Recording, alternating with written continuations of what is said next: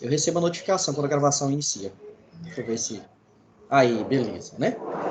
Então, pessoal, boa tarde a todos. Seja bem-vindo ao FliSol Imperatriz 2021. Eu sou o professor Paulo Henrique. Nós estamos organizando, juntamente com a equipe Linux Imperatriz, a equipe da Faculdade Imperatriz, das outras faculdades, MIFMOS e convidados, né? Desde já, eu já quero agradecer a cada um de vocês por estarem participando, desde os palestrantes, desde a todos aqueles que estão aqui conosco, nos ajudaram, indireto e diretamente, tá? Meus parabéns por estar aqui. Vocês estão em um momento onde vocês estão abertos a perguntar sobre software livre. Hoje é um dia de software livre, tá? E assim, estou muito feliz pela presença de cada um de vocês aqui, tá? Sejam bem-vindos a todos vocês, né? E antes da gente começar, eu queria deixar a palavra para o nosso coordenador, né? O nosso José Vieira Lima Júnior, para fazer as suas ressalvas e dar as boas-vindas para vocês também. Beleza, pessoal, um prazer muito grande. Acho que a gente estava conversando há pouco, acho que desde a primeira edição, desde 2006 especificamente, né, PH, que a gente promove, cedia o FliSol, e sempre, assim, todas as edições que a gente participou, a gente ajudou a organizar e tal, tiveram bastante contribuições para a comunidade aqui na nossa cidade, da região. E aí a gente tem uns parceiros aí de longas datas, tanto você, PH, como na organização, mas Eloy, o R também, que sempre teve nas edições todas, o Bruno também. E agradecer também aqui o Jalbit, né? Jalbit, né? Jalbit, o nome, pronuncia assim, por estar aqui, o da PicPay, o Giovanni também é um parceirão aí, além de todos vocês, o Charles também ajudou na divulgação aí. Então, agradecer a vocês mais uma vez por ajudar e estar participando e prestigiando o FliSol aqui, que eu acho que é uma contribuição para a nossa cidade, para a nossa região, para estar discutindo os conceitos e a filosofia de software livre. Então, sejam bem-vindos, aproveitem as palestras, a gente faz sempre com bastante carinho todos os eventos. Esse já faz parte da família aí, já que a gente já tem bastante tempo que espero promover sempre com auxílio, evidentemente, de vocês, e ajuda, claro, tem a Facimp, que sempre nos ajudou também com a cessão dos espaços para sediar, tá? E espero que realmente hoje tenha, como sempre, uma contribuição bastante significativa para a discussão dos conteúdos que serão abordados pelos nossos ilustres palestrantes, certo? Então, agradecido, fico grato pela presença de todos e vamos em frente, estamos juntos. Show de bola, obrigado, Vieira. Quero agradecer você por essa iniciativa, pela unidade também da Facimp e a todos, tá? Muito obrigado mesmo pelo carinho, pela essa oportunidade que a gente está tendo, né? E é isso, gente. Deixa eu colocar aqui, deixa eu fazer todo um resumo, né? Deixa eu colocar tirar meus slides aí, deixa eu botar aqui de novo, né? Deixa eu pegar aqui, que eu queria fazer todo uma abrangência geral. Aí, estou apresentando aí. Tá abrindo aí para vocês. Eu queria falar primeiro de toda a programação, passar toda a programação para a gente se ligar aí, no que a gente vai poder estar participando. Tá. Ok, eu acho que está todo mundo vendo aí. Eu vou fazer uma pequena abertura sobre o que é FliSol, rapidinho, 10 a 15 minutos. Depois o Terry já está aí já para falar um pouquinho sobre Docker para iniciantes também. Ele preparou um trabalho bacana, eu tive que conversar com ele anteriormente. Aí depois a gente veio com a galera que, teoricamente, aí está mais no âmbito, não só da nossa região, mas no âmbito mais fora da nossa região, né? Que a mudança desse com o Guilherme Sugihara, eu acho que é isso, Sugihara, né? E o Charles também, que vai falar sobre mudança de sistemas operacionais. E o Charles é um aluno nosso aqui também, vai falar um pouquinho sobre o estudo de caso da Liliane. A Liliane aqui, que é uma empresa da nossa região que usa muito Linux, praticamente, né? Eu acho que grande parte do envolvimento dessa empresa é usar Linux dentro do seu ambiente, né? Eu queria que ele falasse um pouquinho sobre isso também. Eu gosto de trazer esses estudos de casos, né? Quero trazer mais estudos de caso para a gente ver falando mais sobre isso, esse uso no dia a dia no nosso meio comercial, né? Aí depois o Mikael vai estar falando um pouquinho. Na verdade, eu tenho até uma ressalva, porque o Mikael acabou de falar comigo aqui, ele tá com alguns detalhes lá, a respeito do comparecimento dele ou não, mas até lá eu creio que ele vai poder estar participando com a gente. Então a gente ganha espaço aí, caso ele não participe, né? Aí depois o nosso querido, acho que é Joubert também, eu acho que eu tô confuso também, eu acho que é Joubert, né? Vai falar um pouquinho sobre o TBT de PHP, muito bacana oportunidade, então aproveitem muito, né? E finalmente a gente vai fazer uma mesa redonda especial com o John Lina, com o Jonathan Simeone, né? E vamos dizer assim, a sua equipe, né? A sua equipe também vai estar presente aqui. E para quem não conhece, o Jonathan tá aí, tá um dos precursores aí. Quem nunca viu um vídeo do Jonathan Simeone, por exemplo, falando sobre Linux, por exemplo, bate-papo, etc. Eu achei até interessante o vídeo que ele fez, que ele usou, ele pegou o Linux pela primeira vez de umas pessoas e deixou uma semana o Linux para uma mulher e para um homem, para eles verem as facilidades que tinham. Eu acho interessantíssimo, isso é um dos vídeos que me chamou muita atenção, né? Enfim, tem um canal no YouTube aí, etc, ele vai estar falando depois, né? Então tá, então eu quero dar continuidade, já tiraram meu slide de novo, né? Deixa eu voltar aqui de novo. Procurem não mexer, tá, pessoal, nas apresentações, tá? Deixa eu voltar PH aqui de tá novo. igual o meu netinho assistindo aula aqui, fica mexendo na aula do Tá professor. igual o Netinho. Esse cara que faz as coisas, né? Deixa eu voltar aqui de novo. Só falta mais um slide. Um slide, aí eu libero, tá? Mas não mexam, tá? Nos slides, não mexam no conteúdo direitinho, tá? Observe, deixem o chat aberto para ficar mais fácil, né? Tá, até ficou pequeno o negócio aí, né? Eu queria só apresentar a questão do FreeSol. Eu sou o professor Paulo Henrique, a gente está trabalhando no FreeSol por volta de 2010 a 2011, a gente tomou a frente um pouquinho com o FreeSol. E eu quero deixar aqui as minhas honrarias ao meu querido Everson Ribeiro, ou Nobios, né, que o Teus conhece muito, o Terry conhece muito bem, o Taylor conhece muito bem, etc. Uma galera conhece ele muito bem, que assim foi um dos repercussores do FreeSol na nossa região. Tá? E eu fico muito feliz por ele me dar essa oportunidade, passar esse cajado para que a gente tá dando esse start, essa evolução, né?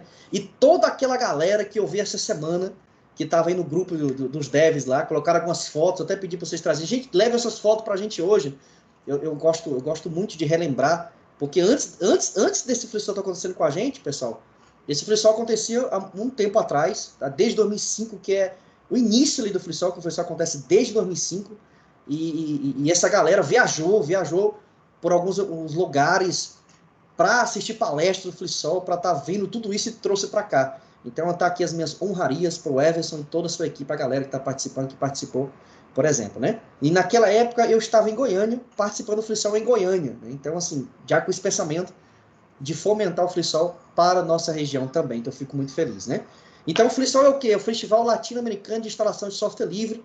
É um evento que acontece internacionalmente na América do Sul e América Latina, tá? Inicialmente, eu acho que você já deve ter desconfiado, eu não sei se alguém desconfiou, ele oficialmente ele tem uma data. É o último dia do mês, a última sexta, é o último sábado do mês de abril, tá? Aí você pensa, poxa, pegar, mas hoje não é o último sábado. Eu sei disso, eu sei disso, né? A data oficial no latino-americana para a região do FreeSol é dia 24 de abril. Por que a gente trouxe para agora, para o dia 17 de abril, né? Porque eu quero que também vocês participem dos outros FreeSols, tá? E no próximo sábado, por exemplo, tem outro FreeSol. Então eu queria, nesse ano, fazer algo um pouquinho diferente e compartilhar com vocês, que eu vou compartilhar nos grupos, etc., com toda essa galera que está participando, os outros FreeSols também. Inclusive um amigo nosso também, né, Vieira? Ele está participando, o professor Rivaldo, está também desenvolvendo um FreeSol também. Eu vou disponibilizar o link para a gente estar participando também, né? Então, assim, eu quis fazer um pouquinho diferente para a gente, assim, ao invés de ter ter em dobro o FreeSol acontecendo, tá? Mas geralmente é no último, é sempre em abril, isso é fato. Todo início do ano em abril, no último final de semana de abril, tá? Então é isso. Mais tarde a gente vai falar mais um pouquinho. E agora, tá? A gente vai ter a nossa primeira palestrinha. Eu já quero dar as boas-vindas ao nosso querido Terry aí, que é uma galera, é um cara que está aí nesse empenho aí de software livre há muito tempo também.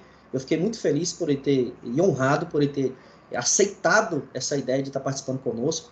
E é isso, tá aí o Terry Landers, ele vai falar um pouquinho dele, tá aí todo ele engenheiro de dados do time de transformação digital da Suzano. Enfim, eu vou deixar ele falar aí, para ele se divertir com vocês, tá? Terry, tá me ouvindo, Terry? Tô ouvindo sim. Pronto, né? Então eu vou tirar minha apresentação, aí você fica à vontade aí e manda bala, tá? Boa, perfeito. Já vou colocar aqui no modo apresentação também. Vou compartilhar minha tela com vocês.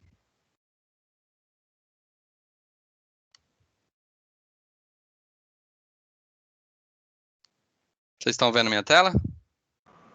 Eterno, só um pouquinho. Me pediram para dar um alô aqui para a galera da Faculdade Fadessa. Sejam bem-vindos, galera da Faculdade Fadessa, e a todos os alunos que estão aqui, não só daqui do nosso estado, mas dos demais estados. Sejam bem-vindos, tá? Show de bola.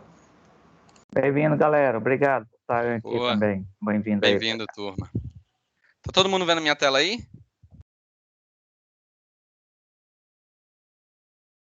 Sim, tô vendo sim. Boa, então vamos lá. Bom, pessoal, estamos aqui hoje para falar um pouco sobre containers com Docker, né? E um pouco para que ele serve. É uma apresentação bem básica mesmo, de iniciante, né?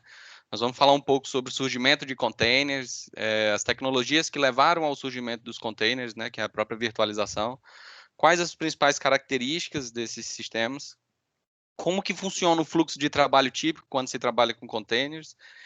Repassar um pouco dos conceitos importantes da utilização de Docker e, se der certo, um pouquinho de demonstração, tá? Mas antes disso, vou me apresentar. Eu sou o Terry, eu sou engenheiro de dados do time de transformação digital da Suzano, sou natural de Imperatriz. Hoje eu moro em São Bernardo do Campo, mas adoro minha cidade, assim, queria agradecer demais essa oportunidade. Estava com saudade de falar um pouco sobre software livre. E uma curiosidade interessante é que eu trabalho na Suzano acho que há 7 anos, e quando eu entrei na Suzano, Linux não era homologado dentro da Suzano, não podia se usar Linux, né? E hoje, sim, a gente tem bastante coisa rodando com Docker, usa bastante cloud, tem muita coisa com Linux. Então, assim, um pouco do legado dessa história de Imperatriz, de todo esse público que foi mencionado aí, Everson, uma galera que sempre incentivou, a própria Facimp sempre teve um viés muito grande, incentivou a galera a utilizar Linux, né? Eu sou muito grato por isso. E, inclusive, possibilitar me colocar onde eu estou hoje, né? Então, vamos lá. Vamos começar falando sobre o surgimento dos containers, né? Quando eu falo de containers, a gente está falando bem de desenvolvimento de software, né? E o container ele veio para facilitar uma dificuldade muito grande do desenvolvimento de software, que é a questão de cuidar de dependência. Quem trabalha com desenvolvimento de software sabe, caramba, para colocar um software no ar, fazer o deploy disso, eu tenho que cuidar de versão de software, dependência, tem biblioteca, compilador, ou se é interpretado, qual a versão do interpretador. Então, assim, não é muito trivial e não é muito simples. Eu me lembro que quando eu comecei a brincar com HTML, e aí o Everson foi uma pessoa que falou para mim, né, cara, estuda PHP. Aí eu falei, putz, peguei naquela época internet de escada e tal, baixei o manual do PHP e aí comecei a ler. Cara, a primeira vez que eu li aquilo ali, não fazia sentido nenhum para mim.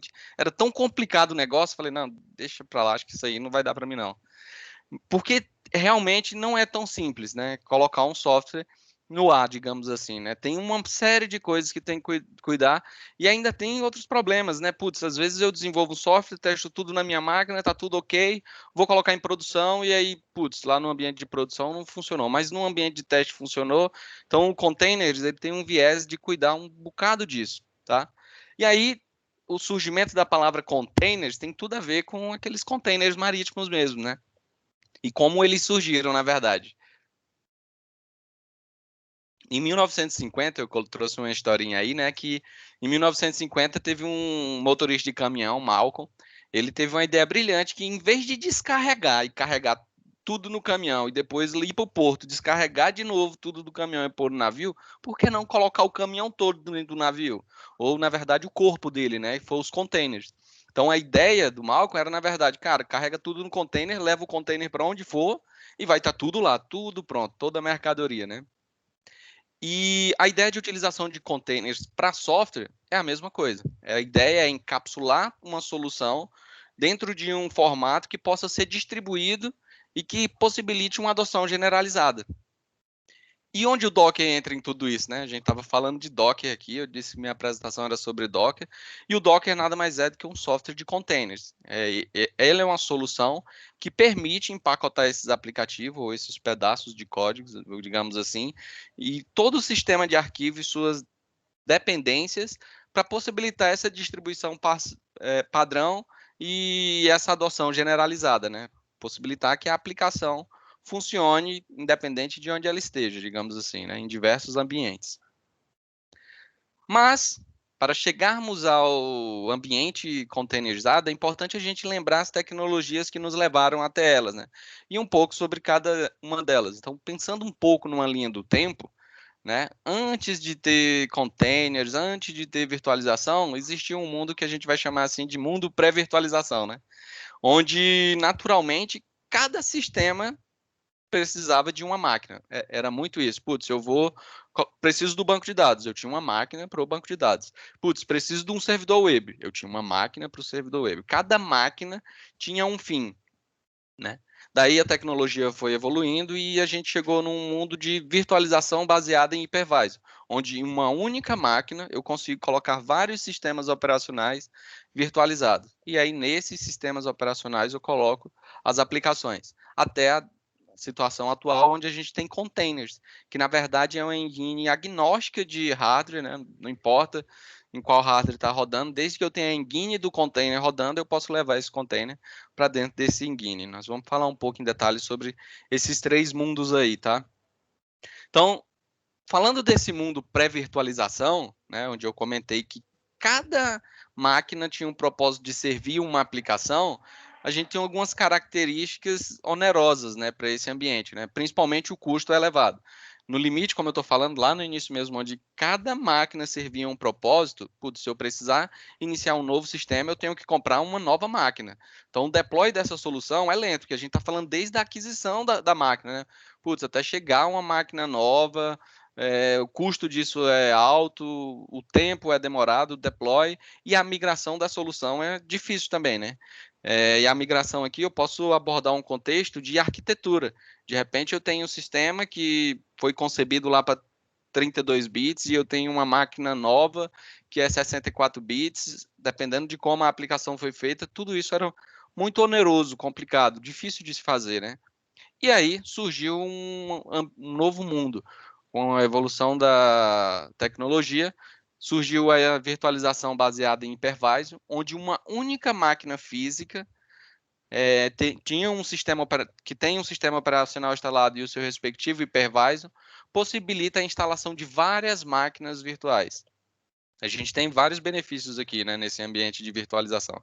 Era muito comum, no cenário inicial que eu falei, que se comprassem máquinas muito grandes, né, servidores grandes, porque eventualmente, sei lá, numa Dia das Mães, eu tinha que garantir que o meu sistema não ia sair do ar. Então, eu tinha que comprar uma máquina muito grande, mesmo que na grande maioria do tempo eu só usasse 10% dela, 5% dela. Então, com a possibilidade da virtualização, eu não uso 100% da minha máquina o tempo todo, né? A gente trouxe a possibilidade de ter vários sistemas operacionais instalados em um único hardware físico, né? E aí cada sistema operacional desse ainda falando de cada aplicação dentro de um sistema operacional, cada sistema operacional desse tinha as bibliotecas e as respectivas aplicações instaladas. A gente ganhou alguns benefícios nesse novo universo, né? Uma eficiência grande de custo, escalabilidade também, mas ainda tem algumas limitações, né? Cada sistema operacional deles, instalado dentro de um outro sistema operacional, minimamente consome recursos de memória, próprio duplicidade de kernel, né? Eu tenho o kernel instalado aqui, e a portabilidade da solução ainda assim é difícil, né? A portabilidade, eu digo o seguinte, se eu tenho uma aplicação que está dentro utiliza uma versão específica do Java ou do Python, e eu tenho essa versão do Python instalada nessa máquina, virtual, se eu precisar atualizar essa aplicação para ter uma versão nova do Java, putz, tenho que cuidar desses conflitos dentro do sistema operacional, ou eu tenho que montar um novo sistema operacional, instalar a versão específica de bibliotecas, de interdependências, e aí sim colocar essa aplicação para rodar. E aí foi aí que surgiu a ideia de se trabalhar em containers, né? A ideia do containers nada mais é do que, em vez de ter um ambiente virtual, eu tenho uma engine de container que cuida da relação entre a aplicação e o sistema operacional, que está em cima de uma infraestrutura, que pode ser desde uma máquina física até uma própria máquina virtual. Então, dessa forma, a minha aplicação está pronta para conversar com a engine de container. E essa engine de container ela é agnóstica. Posso instalar ela no Windows, no Linux, no Mac, dependendo da solução, né? E aí o meu container funciona em cima dessa engine de container, trazendo alguns benefícios, né? Eficiência de custo, eu aproveito muito melhor o hardware. O deploy é também acelerado, né? Uma vez que eu tenho qualquer ambiente com a engine instalada, meu container vai rodar lá, trazendo, consequentemente, portabilidade também, né? Tem um container, se eu estou ele num ambiente de teste, ou seja, na minha infraestrutura, ou na infraestrutura de cloud, de alguém, de algum parceiro, não importa, eu consigo mover essa aplicação para qualquer lugar, eu tenho mais flexibilidade para isso. Até para ilustrar isso, imagina o seguinte, imagina que eu tenho um container A que roda o Python 3.7, né, e eu tenho uma aplicação rodando com Python 3.7. Se a gente tivesse que instalar uma nova aplicação, seja numa máquina física ou seja numa máquina virtual, com um Python novo, sei lá, saiu o Python 3.8 e eu preciso utilizar o Python 3.8. Ou pior, eu preciso subir uma aplicação legada com Python 2.7. Eu vou ter que ter um cuidado dentro do sistema operacional para tratar a forma como a aplicação vai utilizar o Python. E aí eu estou falando de Python, e é bem simples fazer isso com Python, mas se a gente estiver falando de JDK, quem trabalha com Java sabe que não pode ser que não seja tão trivial, né? Pode dar uma dor de cabeça um pouco maior. E aí o container resolve tudo isso. Eu tenho o outro container B, ele tem o Python 3.8 ou o Python 2.7, não importa, ele é totalmente isolado e eu consigo rodar a aplicação sem precisar ter um kernel duplicado. Toda a engine de container trata da comunicação entre o sistema operacional e a aplicação, tá? Bom, beleza. Falamos um pouco sobre o que são os containers, de onde surgiu essa palavra, né? Mas, para a gente reforçar um pouco mais aqui, né? A gente precisa lembrar, então, quais são as principais características dos containers. Primeiro, é leve, né? Como eu mencionei, pelo fato dele compartilhar o mesmo sistema operacional, ele faz um uso muito mais eficiente do uso de memória, diferente de vários sistemas operacionais com virtualização, por exemplo. Pode ser open source, claro, né? Aqui é o exemplo do Docker, que é open source, e ele está disponível nas principais distribuições, Mac, Linux e Windows. É seguro, intrinsecamente seguro, vou dizer assim, né? Porque cada container roda em um contexto isolado. Claro que quem for se aprofundar nesse universo de containers, é bom, tem algumas dicas aí para o usuário que está sendo construído para rodar a aplicação dentro do container, mas ele nativamente é um ambiente seguro, né? Tem uma eficiência intrínseca de custo também, né? Uma vez que eu tenho o menor número de máquinas físicas para subir uma quantidade de aplicação, e eu ganho uma celeridade muito grande no ciclo de entrega de aplicações, né? A agilidade de deploy é muito facilitada, principalmente a adoção de DevOps quando a gente está falando de utilização de containers, tá? Tá bom, então a gente está falando desse monte de loucura. Como que funciona um fluxo de trabalho quando a gente trabalha com containers? Tem uma ilustração aqui que mostra os principais componentes de uma solução com containers, né? Geralmente a gente tem um client, que tem algumas interfaces de linha de comando para atuar junto a um servidor que vai hospedar minhas imagens e os meus containers, e um registro que vai armazenar as minhas imagens. Parece complicado. Vamos entrar no detalhe de cada item desse e a gente vai voltar naquele desenho lá, né? Então, vamos lá. Primeira coisa que a gente precisa entender de Docker são as imagens. O que são essas imagens, né? As imagens, elas são templates de somente leitura que são usados para criar container. Então, eu tenho uma imagem, por exemplo, que tem o Ubuntu. É uma imagem pronta que tem o Ubuntu. Eu posso executar e vai estar tudo pronto lá para ter o Ubuntu. Tá? As imagens, elas são criadas pelas aplicações de linha de comando, que eu falei, interface de linha de comando, como, por exemplo, com o comando docker build. Elas são compostas por camadas, então eu vou criar minha aplicação, é uma aplicação que vai rodar em Linux, então eu posso usar a imagem que já está feita do Ubuntu, que eu acabei de comentar, adicionar uma camada a mais para a minha aplicação, por exemplo, com um banco de dados. E aí adiciono mais uma camada com a aplicação efetivamente. O Docker ele é composto de camadas, tá? E essas imagens que eu construo são armazenadas em um registro Docker.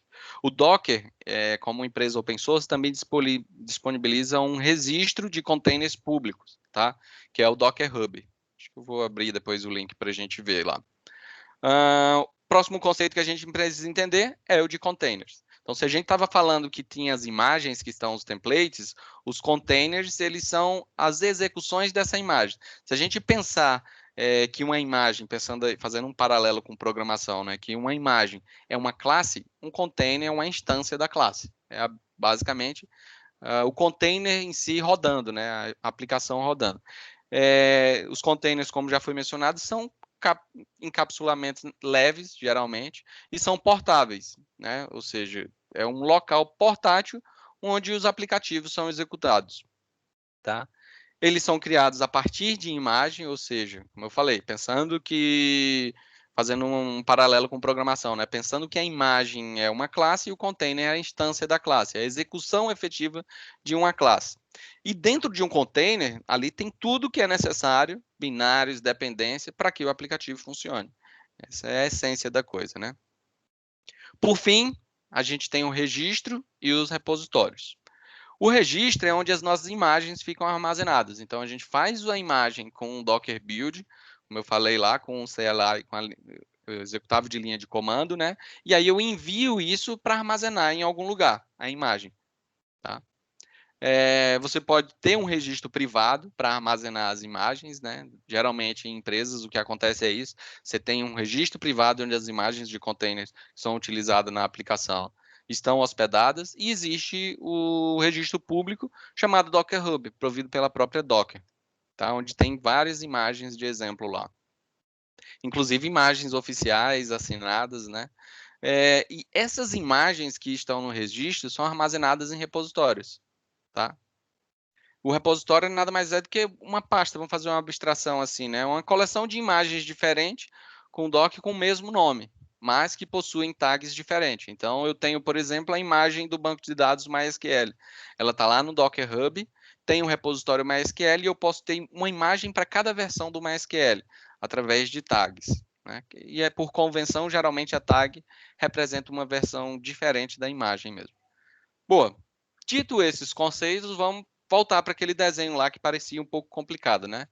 Então, como eu falei, a gente tem um utilitário de linha de comando que me permite utilizar o Docker, né? Fazer build de imagem, pull, que é pegar uma imagem de algum lugar, executar efetivamente um container. A gente tem o Docker Host, que é onde está efetivamente servindo os nossos containers, né? Onde tem o Docker Daemon rodando. E aí eu tenho as imagens, que são os templates, e eu tenho os containers, que são as instâncias da imagem sendo executadas. E, por fim, eu tenho um local onde essas imagens ficam armazenadas, né? O que acontece é que quando eu executo, por exemplo, peço para rodar uma imagem do Ubuntu, o que o Docker Client faz é automaticamente conectar, verificar se a imagem existe localmente. Se ela não tiver, ele já conecta no registro, traz a imagem e instancia ela. Nós vamos fazer um pouco de prática para explicar isso, tá? Então vamos lá, a gente chegou no pouco que dá demonstração de tudo isso. Vou tentar fazer alguns exemplos de imagens com Docker aqui, tá? Antes disso, quem nunca utilizou o Docker pode baixar ele no próprio site do Docker, né? Como eu já mencionei, ele é compatível com Mac, Windows e Linux, tá? Para poder a gente exercitar, nós vamos usar uma imagem que está lá no Docker Hub. Deixa eu ver se eu tenho um navegador aqui. Tem hub.docker.com. Então, o Docker Hub é o registro público de imagens do Docker, como eu falei para vocês, né? Eu posso procurar aqui imagens de diversas coisas, sei lá, MySQL, por exemplo. Tem aí uma imagem pronta do MySQL rodando que eu posso executar. Nós vamos fazer exemplos mais simples. Primeira imagem que nós vamos utilizar é a do BusyBox, como é que é um evento de código livre falando, muito se fala de Linux, né? O BusyBox é basicamente um pacote com vários comandos Linux minimalista, digamos assim, né? Deixa eu abrir um terminal aqui para a gente começar a brincar com o Docker.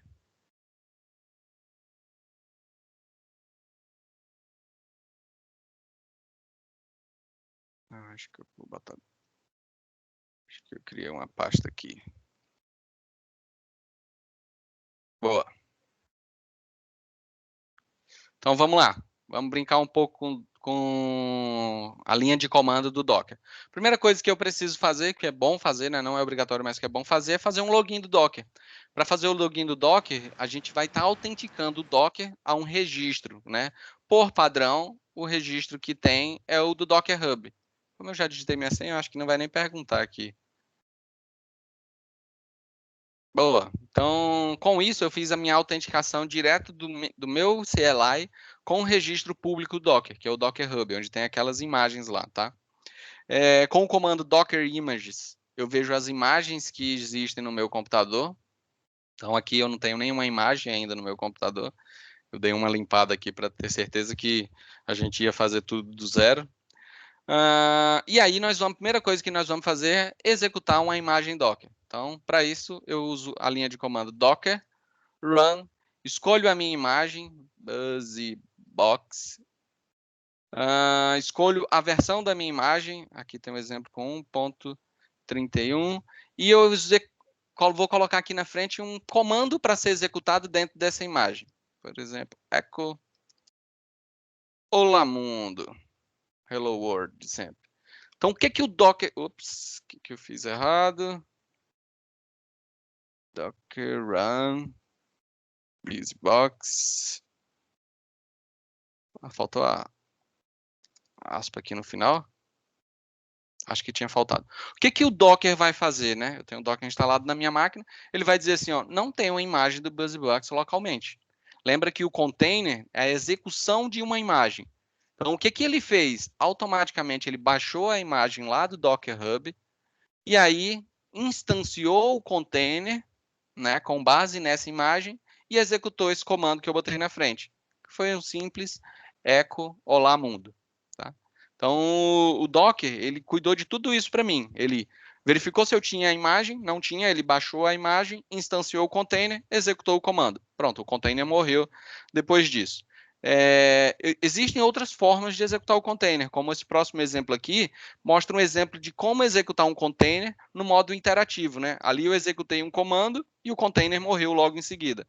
Aqui eu vou fazer um comando diferente, ó, docker run -it, I de interativo, T para ter o terminal, escolho a minha imagem, BusyBox 1.31, e aí isso vai me jogar para dentro dessa imagem. Se vocês perceberem, eu estou num terminal Linux aqui, se eu der um ls, na verdade, ó, eu estou dentro do container que está sendo executado agora, né, de forma interativa. Tá? O que é importante saber, pessoal? Os containers, por padrão, como eu falei, né, eles são baseados em camadas. A última camada é uma camada de escrita, mas que ela é destruída toda vez que o container se encerra. Por exemplo, eu posso criar um arquivo aqui, ó,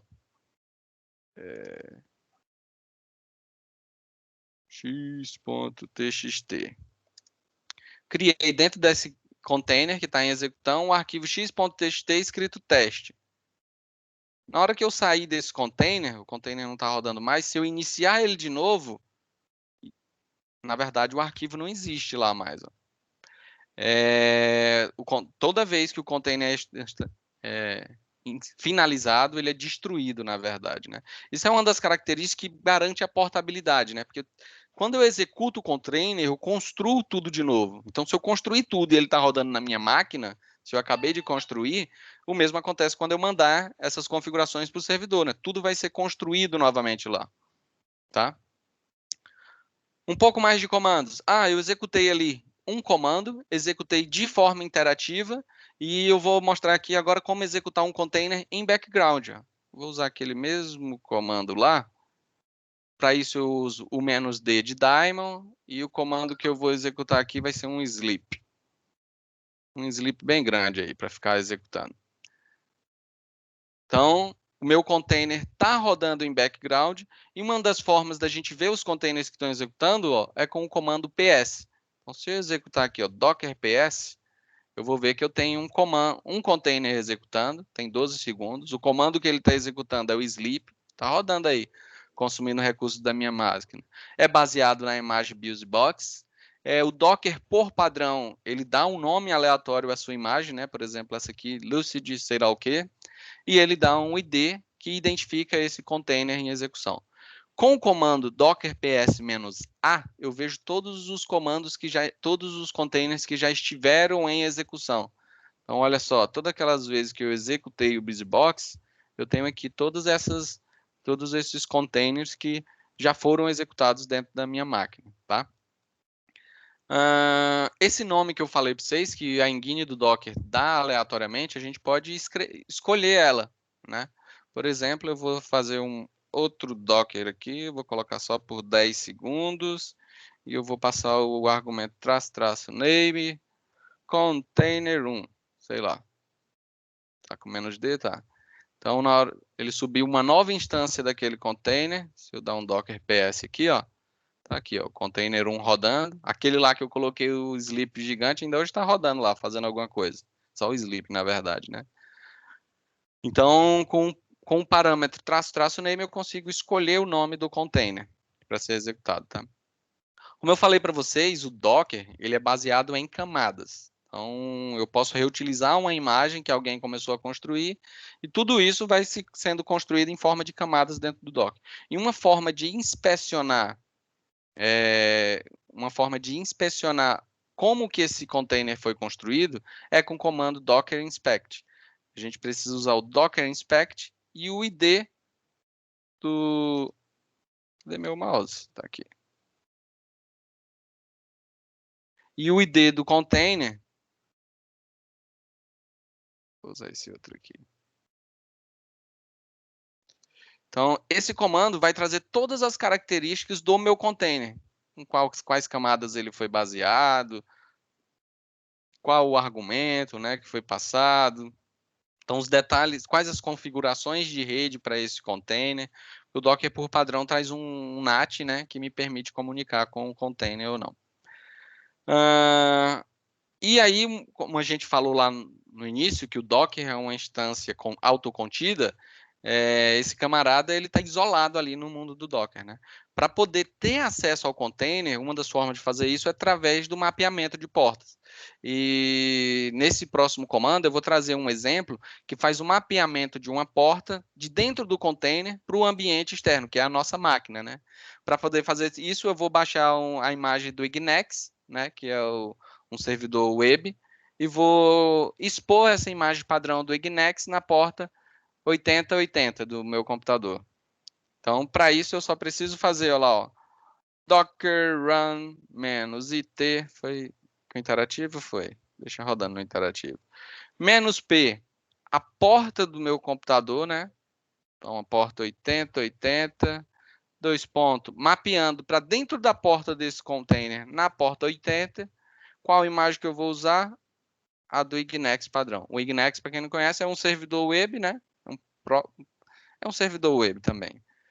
O que o meu Docker está fazendo? Está dizendo, ó, algumas dessas camadas eu não tinha, estou baixando novamente. Então, basicamente, com esse comando, eu subi um servidor web na minha máquina. Deixa eu ver se subi mesmo. Deve ter subido. Ah, foi na 8080, né? O Ignex, ele por padrão roda na 80. Deixa eu limpar o cache aqui. O Ignex por padrão roda na porta 80, né? E eu expus dentro da minha máquina a porta 8080. Tá? Então, basicamente, desse jeito eu tenho um container com o Ignex rodando. Poderia ser um container com Apache, poderia ser um container com banco de dados MySQL rodando dentro da minha máquina. Né? E aí, todas essas configurações. Se a gente fizer uma pesquisa aqui no Docker Hub por Ignex, a gente vai ver que tem a documentação sobre utilização do Ignex, como proxy reverso, enfim, toda a documentação oficial das imagens geralmente estão aqui no próprio Docker Hub. Tá? Versões, né? Tenho versões, e aí eu tenho documentações com alguns exemplos. Nós vamos até avançar para isso daqui a pouco. Então, só para mostrar, né? Tem um print aí do Ignex que a gente rodou. A gente pode iniciar em background, que aqui eu iniciei, ficou preso, né, esse terminal. Então, eu posso, em vez do -t, colocar o -d aqui, e esse container vai ficar rodando em background. E aí, se eu clicar aqui, deixa eu fechar essa aba aqui para eu achar do Ignex, está aqui. Então, ainda deve estar rodando aí o Ignex. Mas aí, como que eu olho os logs desse camarada, né? Se eu der um docker ps, eu vou ver o container que está rodando, né? Eu tenho os dois lá, ó. O do Ignex e o do BluesBox. Então, eu posso ver um docker logs para poder ver os logs que esse camarada está executando, né? Ó. E aí eu posso usar o container ID aqui, ó. Docker logs. Se eu botar o container ID, eu vou ver os logs desse. Quem está acostumado com um tail, eu posso usar um "-f" aqui, ó, que os logs vão ficar atualizando. Toda vez que acontecer alguma coisa aqui, o log vai atualizando lá. Né? Só uma forma. E eu posso parar os containers com o comando docker stop. Vou parar aquele outro aqui, que eu deixei rodando não sei quantos minutos. E o mouse está tipo sumindo. Vou parar esse aqui. Vou parar esse outro aqui também. Bora, Docker.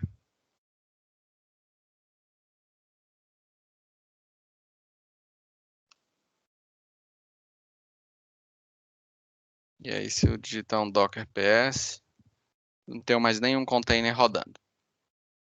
Tá, como a gente comentou, né? O Docker ele é baseado em camadas. Então eu trouxe aqui trouxe aqui uma ilustração para exemplificar justamente isso. E as camadas de cada Docker podem ser inspecionadas, né, com esse comando docker history. Docker history BuzzyBox 1.31. É essa imagem? Acho que é. Então, essa imagem do BuzzyBox tem basicamente duas camadas. O BuzzyBox como um todo e o SH aqui, o shell, né? Todas as mudanças feitas dentro do container são guardadas na última camada, que é a camada de escrita. Quando eu falei que eu fiz até aquele exemplo lá de criar um arquivo, né? Mas é importante lembrar que quando o container é parado, ele é deletado e essa camada também é apagada. Então, se a gente precisar mapear, nós vamos fazer mais na frente, persistir alguns dados de container, nós vamos fazer um exemplo para fazer isso, tá? Vários containers compartilham a mesma camada. Então, se na hora da construção das camadas eu reutilizar para dentro do sistema que serve aquela solução, isso é bem mais performático, porque os containers compartilham as mesmas camadas. Tá? A gente executou um container com base em imagens existentes. Agora nós vamos exercitar aqui, fazer um exemplo de construir uma imagem com um Dockerfile. Então, o Dockerfile ele é um arquivo de texto que tem as instruções para poder criar uma imagem do zero, ou com base em outra, que é o que a gente vai fazer aqui, né? Cada instrução dentro do Dockerfile, sendo mais específico, cada linha reflete em uma camada. As instruções específicas que fazer, né, na hora de criar a imagem. Nós vamos fazer uma primeira imagem aqui, ó. Eu baixei esse Starter Template, que é um template de HTML básico do Materialize, só para poder servir um servidor web com uma página. Então, o que nós vamos fazer é criar um arquivo Dockerfile aqui. Dockerfile. Dentro desse Dockerfile, nós vamos colocar a instrução from, que me diz de qual imagem, ou baseado em qual imagem essa minha imagem vai ser. Eu vou colocar aqui com a do Ignex mesmo. E eu vou colocar esse copy, que é um comando para copiar. Na hora que eu estiver construindo a minha imagem, deixa eu descompactar aquele arquivo lá. Está na área de trabalho.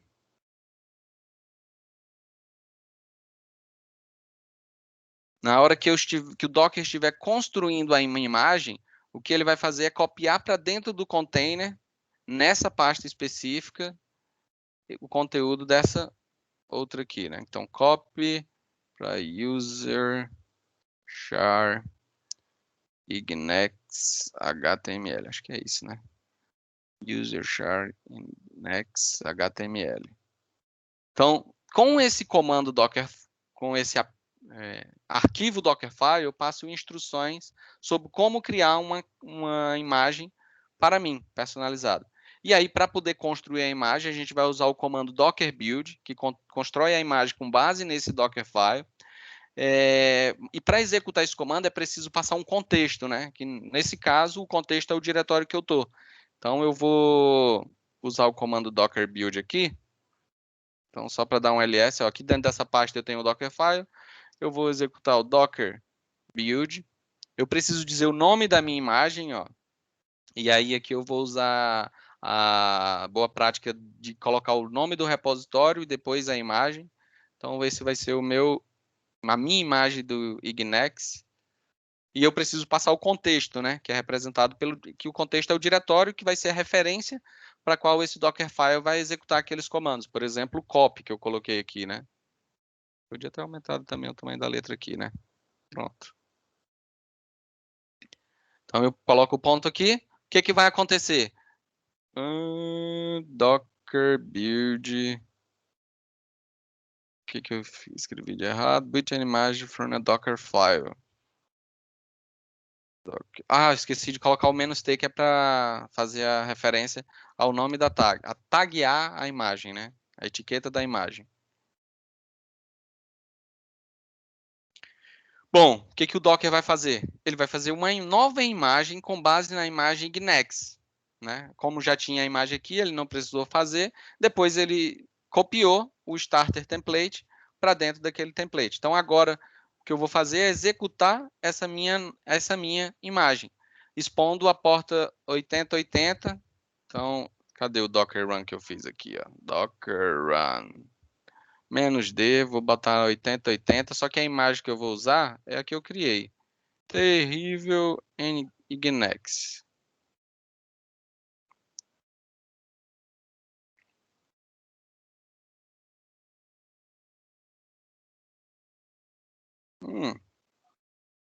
O build não funcionou. Lá a imagem ficou errado o nome aqui, ó. Vou executar com esse nome. O que acontece? Como ele não encontrou a imagem na minha máquina, ele tentou procurar lá no registro. Essa imagem eu não enviei para o registro, então ela só existe na minha máquina. Eu vou executar essa com o nome errado mesmo, que ela vai existir na minha máquina. Então, quando eu dar um docker ps aqui, ó, ela está rodando. Então, se eu for na porta 8080 da minha máquina agora,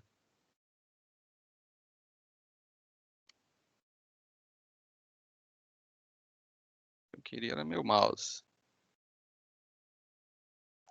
8080. Então tá aí, o starter template é um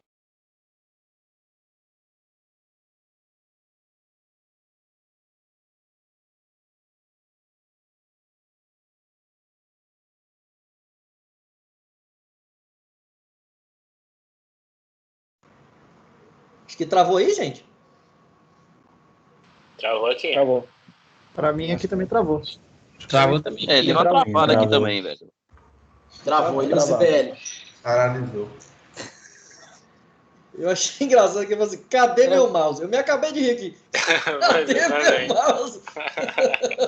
Eu vou esperar, vou aguardar um pouquinho para ele voltar. Ah, mas o Mac tem disso mesmo. Quando você está digitando, às vezes ele simplesmente esconde com o ícone do mouse e você tem que ficar mexendo para ele voltar. É verdade.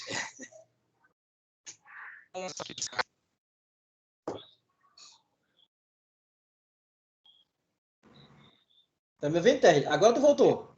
Eu tô ouvindo. Vocês estão me Agora ouvindo? sim. Agora sim. Boa. Continua. Bom, então tá bom. Então, basicamente, vocês estão vendo minha tela ainda, né?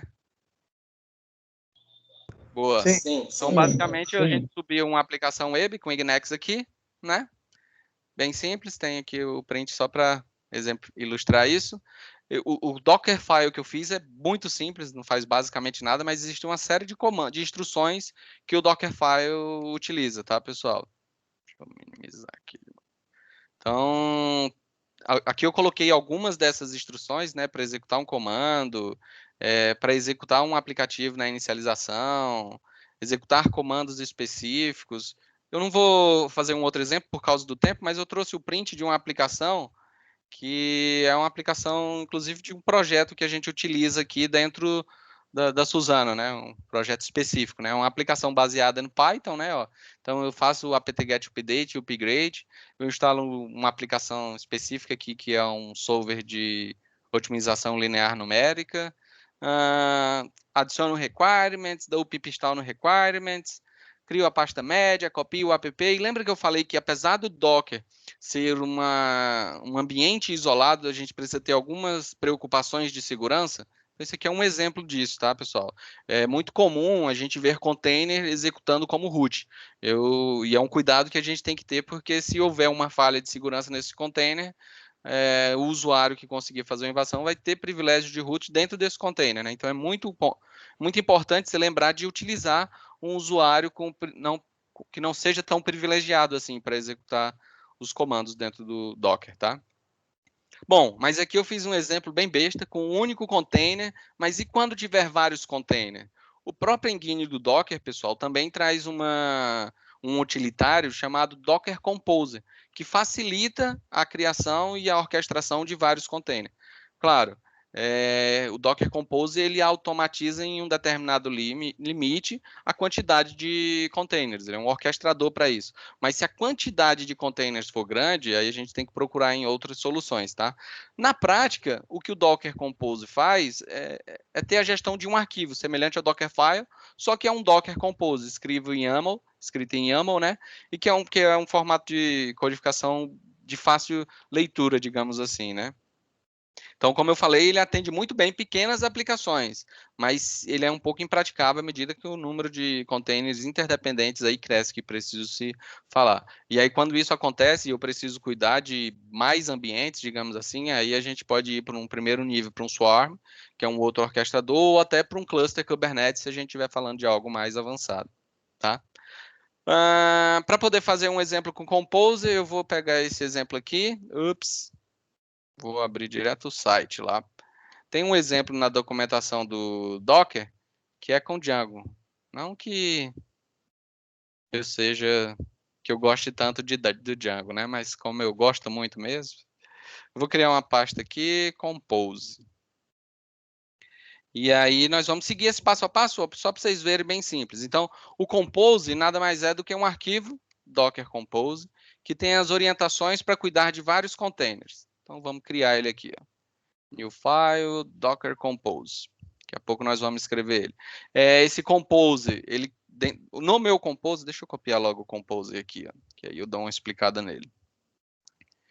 Esse meu Compose aqui, ó, cada service desse é uma imagem. Então, eu vou ter uma imagem para o banco de dados, que nesse caso vai usar o Postgres, que vai ter alguns volumes mapeados, ou seja, lembra que eu falei de persistência de dados dentro de container? Essa linha aqui ela faz exatamente isso. Ela está dizendo que a pasta onde esse Docker Compose está, pasta data DB, vai estar mapeada dentro dessa pasta aqui do Postgres. Com certeza essa documentação aqui, qual a melhor forma de colocar o Postgres para rodar, que é até um exemplo só, né? Lá no Docker Hub do Postgres vai ter orientações até melhores para isso, tá? E eu vou ter um outro container, então a gente está falando de uma aplicação com 2 containers, que não é baseado em imagem nenhuma, na verdade ele é um build baseado no Dockerfile que está nessa pasta, e que vai executar esse comando, que quem conhece Django é o run server do Django aí, tá? Esse outro container vai mapear toda essa pasta para dentro da pasta code e eu vou expor a porta 8000 desse container. E outra coisa importante é que esse container depende do container de banco de dados. Boa. Então, como eu falei, o container da aplicação vai ser criado com base no Dockerfile que está na mesma pasta. Então, eu vou criar aqui um novo arquivo chamado Dockerfile. E esse outro Dockerfile nada mais é do que um Python 3. Eu vou dizer que ele vai trabalhar lá dentro da pasta code. Vou adicionar o requirements, então vou precisar aqui de um requirements. Deixa eu copiar aqui.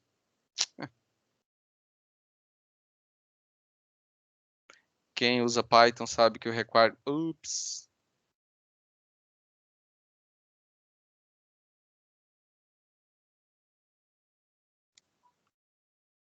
É o arquivo que cuida das dependências. No caso desse requirements aqui, ele vai ter o Django em si e a biblioteca Python para comunicar com o Postgre. Deixa eu ver se eu não estou pulando muito, estou tentando correr para a gente não ultrapassar muito tempo, mas...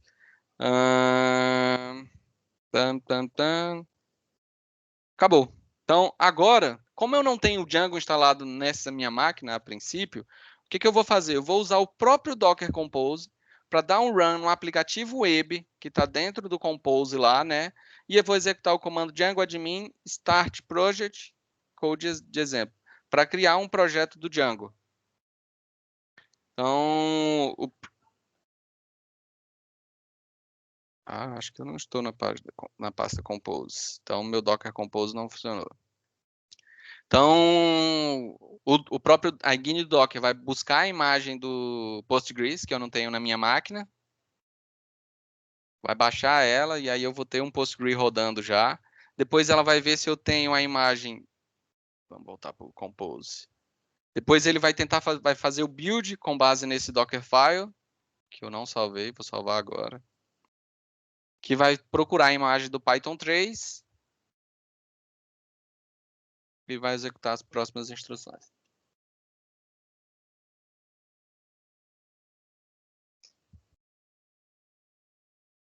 Vamos. Pronto, tá fazendo o build da próxima imagem, que precisa do Python. Eu já tinha elas. Como eu dei o... Vai instalar o Django, né? Depois a biblioteca do Postgres. Instalando algumas outras dependências.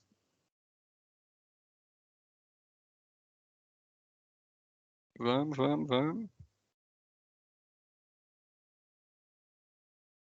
Me ajuda, internet. Agora que ele criou tudo, ele está subindo os containers. Eita, eu fiz foi um up, nem vi. Porque era para fazer só o comando de execução, né? Não, só o run no web mesmo. É porque o web depende do banco de dados, né? Bom, eu dei o... Tá aqui, ó, ele criou o projeto Compose Example. Bom, acho que está tudo pronto. Agora eu posso fazer um Docker Compose up.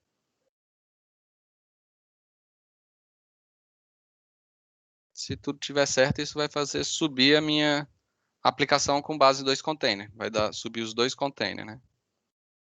Então, tá criando aí o container web. Acho que o Teams está consumindo bastante da minha máquina.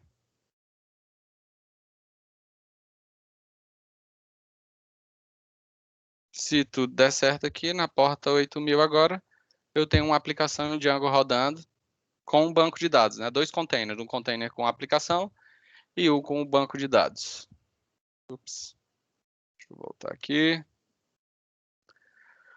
Então só tem os prints aqui, eu vou disponibilizar para vocês depois dessa apresentação. Aqui tem os comandos 1 a 1. Eu não fiz a alteração do banco de dados. Eu não vou fazer porque o tempo está curto. No final das contas, a minha aplicação, a gente já estourou um pouco, né? Essa aplicação não está consumindo o banco de dados, né? Está usando o SQLite por padrão. Eu deveria ter ido lá no Settings, que foi criado na hora que eu criei o projeto. E apontar para o banco de dados. O que acontece é que a base de dados desse meu container, como está agora, né? Vai ser perdida na próxima vez que eu reiniciar. Aí deveria ter feito isso aqui. Eu não vou fazer isso agora, pessoal, por causa do nosso tempo já está estourado, mas esse link vai estar, a apresentação vai ser compartilhada com vocês e vocês podem seguir o passo a passo que tem na documentação oficial. O Docker Compose também tem alguns comandos, a gente fez basicamente alguns bem simples, né? O day up, mas eu fiquei ali com o terminal preso. Eu poderia dar um up-d para poder ficar rodando em background. Eu também posso baixar containers iniciados com Docker Compose através do DAO e posso verificar, inspecionar os logs através de Docker Compose Logs. Bom, e Dockers, pessoal, é só a ponta do iceberg, né? É o que a gente tinha para hoje, mas assim, quando a gente está falando de microserviços, clusters Kubernetes, Docker é um pedacinho de tudo isso, e é por onde começar mesmo, tá? Então, queria só dizer que por hoje é só o que eu preparei para trazer. A apresentação eu vou compartilhar com vocês também, tem alguns links de referência que eu utilizei para montar esse material. E é isso. Perguntas, estou à disposição. Show de bola, meu querido. Eu vou deixar aberto aqui para... Cadê? Deixa eu botar aqui. O pessoal percebeu ali, na criação você perdeu uma letra. Isso, o pessoal falou ali. Isso Perguntas, mesmo. pessoal? Por favor, aí fica à vontade para perguntar sobre containers. Containers e Dockers aí, fica à vontade. Algumas perguntas aí. Se não tiver pergunta, eu queria saber quem que tá usando, quem já usa containers. Cara, boa tarde, tudo bom? Opa, boa tarde.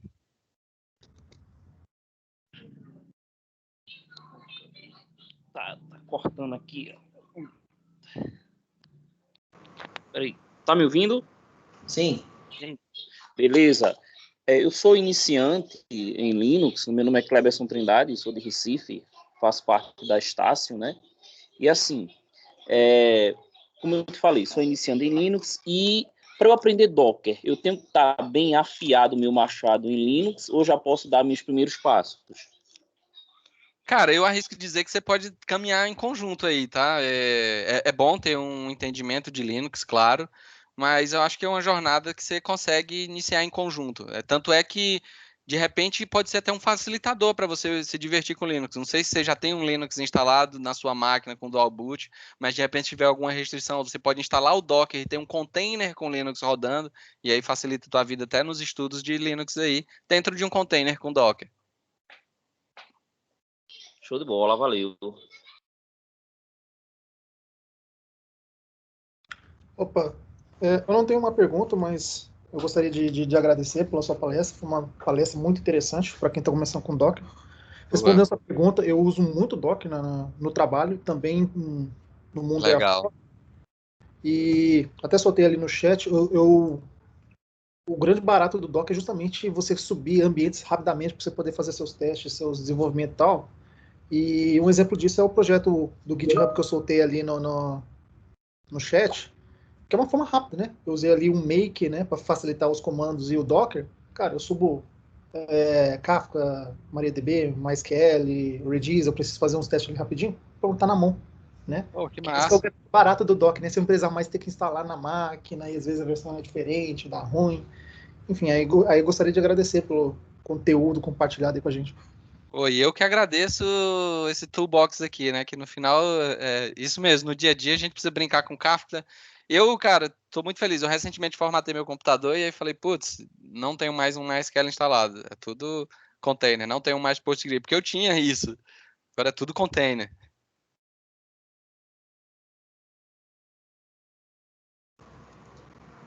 Show, Gilberto. Alguém mais, gente? Fique à vontade, gente. Se alguém tiver mais alguma pergunta, aí eu quero refazer a pergunta do Terry, né? Alguém mais usa, gente? Alguém está mais usando? Alguém pretende usar, por exemplo? Eu vou estender a pergunta aqui para ver se alguém quer perguntar. Eu também uso diariamente, mais para banco de dados mesmo, mas assim, na empresa a gente usa alguns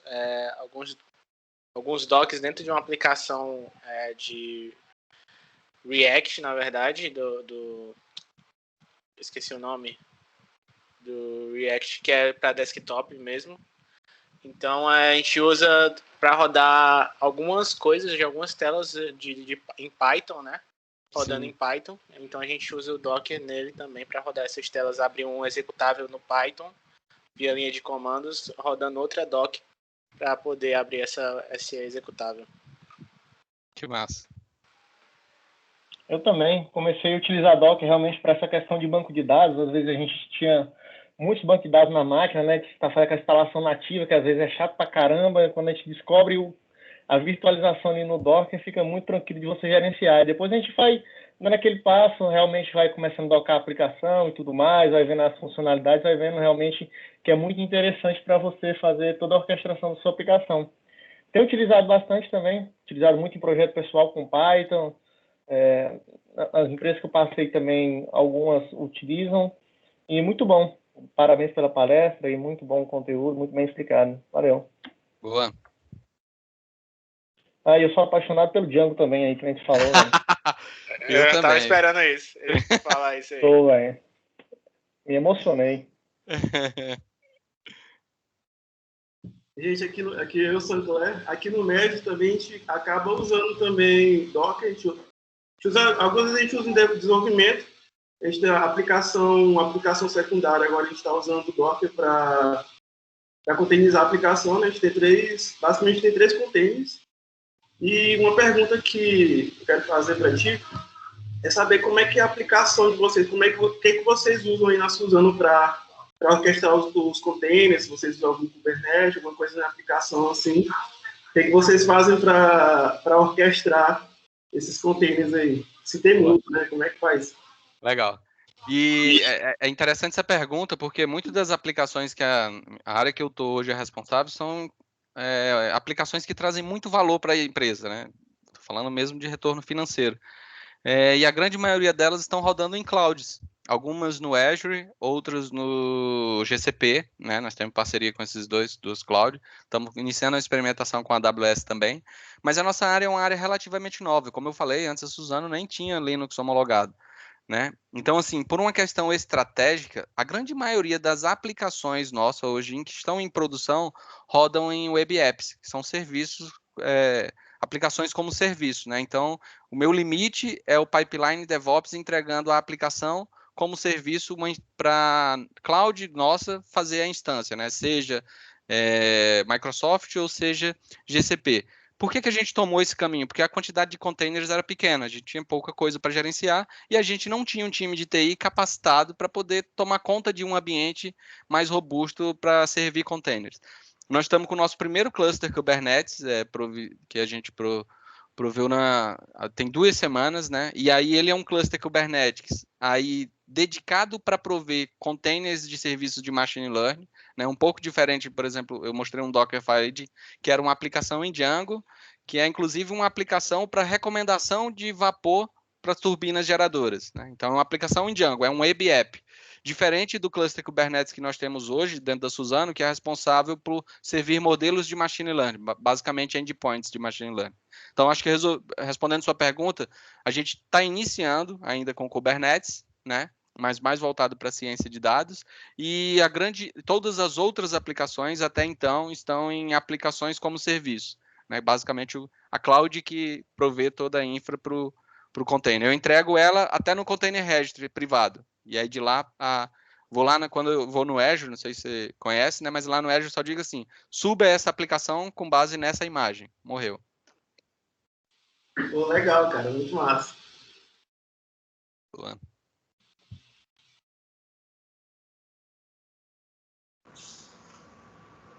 Show, gente? Alguém mais? Boa. Enfim, né? Qualquer coisa aí, vocês dão um grito aí no chat. O pessoal que tá usando a versão web, se não me engano, acho que dá com um probleminha, tá? Se você puder usar a versão web, ok, né? Se não, você liga seu áudio e faz uma pergunta também, tá? Então, ok, obrigado, Terry, mais uma vez. Obrigado a todos, show de bola, tá? Aí eu vou encerrar aqui a gravação. Se você está assistindo essa gravação aqui, por exemplo, continua aqui no mesmo canal, você vai ver a playlist de todos os outros vídeos, tá? Vou encerrar a gravação aqui.